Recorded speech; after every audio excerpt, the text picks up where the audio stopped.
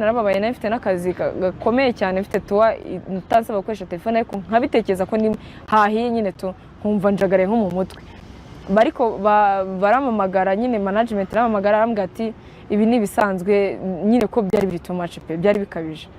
nkeka ko rero ari we bitangije ibyo bintu no abitangije rero kwera ko maybe babonye nta kintu na reaction nta nubwo nigeze njya kumurega ngewe naramubabariye pe umubare yagusabye imbabazi cyangwa ku mutima wanjye nabaye clear ndavuga ataguhamagaye utamuhamagaye ntago tuvugana ariko Imana nyine nawe izamubabarira kazi uramubabariye we gusa no kuri namubabariye pe ibaze ko nyine ntago nigeze njya abavoka baranyandiki icyo gihe ngo twagufasha ngo ikirego ngo ati naga ni ngombwa ariko nk'ubu wenda umuntu ushobora kongera gukora ikintu kidasa neza ubu nsigaye nyine nkoresha RIB kuko nabonye aribwo butabera bwihuta.